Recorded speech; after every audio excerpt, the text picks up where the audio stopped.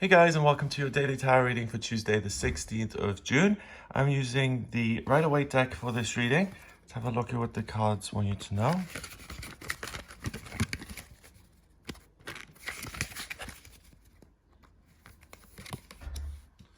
We've got the Queen of Cups, the Six of Pentacles, oh wow, and the Page of Cups. You're being given the opportunity to love. You're being given the opportunity to discover how you can take care of yourself, take care of other people, how to grow emotionally through that, and to go on to bigger and better things. Or you have the opportunity to be kind in a situation.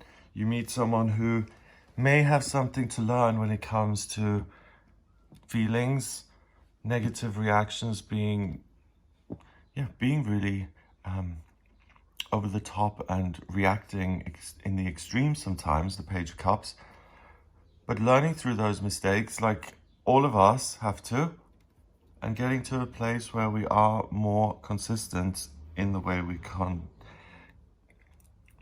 contact and connect with other people.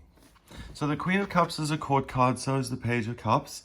The Six of Cups is a minor arcana card, and it's a temporary circumstance. The way I usually read these cards, it's sometimes morning, afternoon, evening, sometimes it's the day. In this case, and what's been the case often lately actually, is that we've got one central theme here, or an opportunity.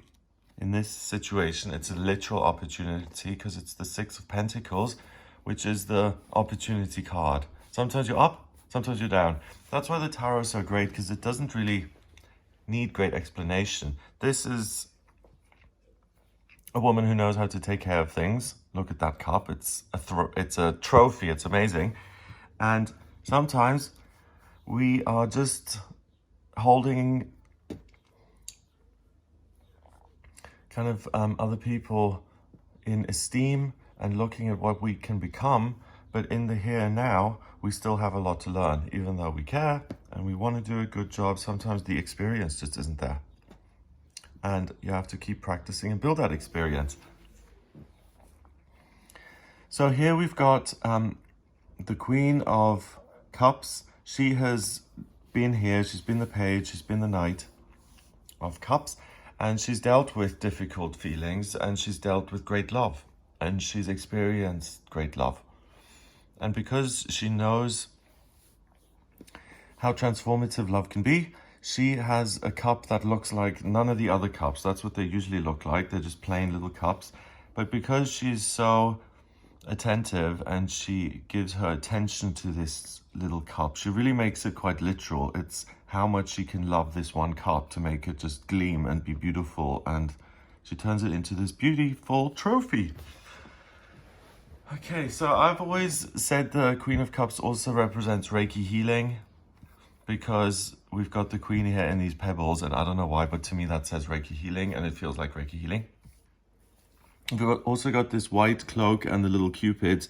So this is really pure love that you can trust. So if you really feel this huge nurturing desire towards someone in your life, and you really want to reach out for whatever reason, then that's something you can trust. That's a relationship that is going to be long-term, and you may be up, so you may be in a good position now and in a position where you can help someone else, and that really is a kind of love. It's really, some people build up favors and things with other people as a way to keep score. I did all of this for you, and now you have to prove that you will do this back. Some people use that to kind of feel loved in a relationship,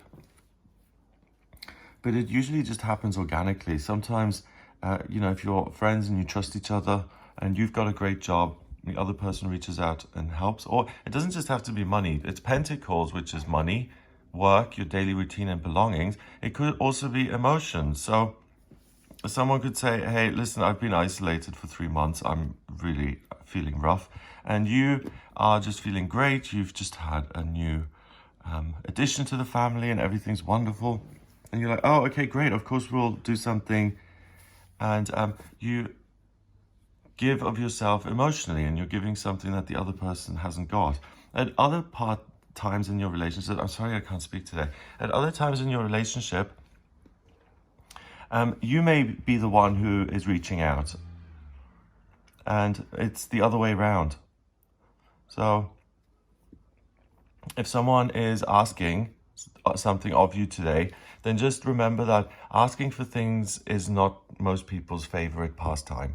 So if someone trusts you enough to ask for something, then don't just dismiss that and say, oh, no, I'm busy, or yeah, whatever. Consider that, because some people find it really difficult to reach out. And just ask yourself, the next time you ask something of someone, how often do you do that? Like, could you go to the shop and get this for me? Most people don't ask other people to do that for them. So if you don't ask anything of the people around you, are you afraid that they may not rise to the occasion? Or if you're constantly asking the other people in your life to support you, bail you out, and you just really have no desire to change that, and you think that other people are there to kind of help you out all the time, and that you don't need to work or take responsibility or accountability or anything, then again, that's not going to work out. And that's something that you can learn. And you can say, hey, oh, okay, I was under the impression that everyone loved helping me. And now I'm going to start something of my own to create more balance, because I realize that I can contribute something, and I actually want to contribute something, give something back. Yeah, so these two are very similar. This is someone who's emotionally experienced, who knows how to love and how to make other people shine, and how to use your love and your finance and your attention and your time, whatever it is that has value. You realize how valuable that is, and what a great change that can have on a situation, another person, financial circumstances, relationships. So that's really good. And that, first of all, means that you know yourself in a way, and you don't give yourself in an unconscious way where you're being taken advantage of. You do it in a conscious way. So you're aware of what you're giving, and you're aware of what you're getting back. And then finally, with the Page of Cups, anything where you're emotionally inexperienced, or where you're still learning, or you're still kind of lacking, or you feel there's a sense of lack, whatever part of your life that is, today you have the opportunity to learn how to become more experienced by going through it. Most things we have to go through to get to the other side. If you have behaviors that constantly put you in a downward spiral, then you can see that and what actions you have to take to bring balance back into your life, so that you can be more experienced and you can come out of it the other side experienced.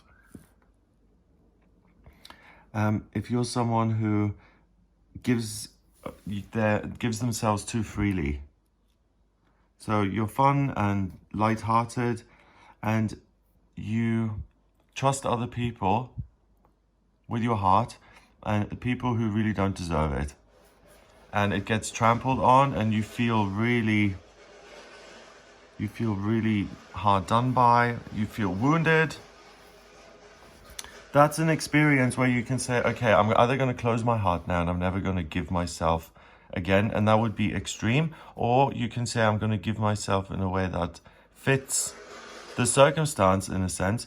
Or you can say, okay, I'm just going to keep stumbling into situations and just give and give and give and expect nothing in return, which would be unwise. So you can either choose to learn through pain and experience, or they can be separate, or you can just do something over and over, but it will become more obvious to you. You'll see it in a clearer way. The pattern will emerge. You know, so if it's the 20th time that you're sitting there with your friend and you're saying, there, everything's going to be great. You're like, we've done this 20 times. I never get told, there, everything's all right. I'm always doing the telling. And you may think that's all right, or it may not be all right. And then at least you can be aware of that and do something about it. Number-wise, we've got 2 court cards, which 1 and 1 is 2. And then we've got 6, that's 8. 8 is power. And you have the power for emotional growth, transformation, experience. And you have the opportunity to make practical changes and to create more balance in your life. So have a wonderful day. Often these court cards, they come up as people in our lives. So it could be that you also meet someone like this, or someone comes in, and that is an opportunity for you to see the patterns or to learn from it. Obviously, these readings are for everybody, so it's going to look very, very different in different people's lives. But these are the fundamental big themes that are coming up. Water, Pentacles, being receptive, and learning through change. I hope you have an amazing day. If you'd like a personal reading with me, please get in touch via my website. It's gregoryscott.com. If you like the reading, then please hit subscribe and share the video online. Have a wonderful day, and I'll speak to you tomorrow.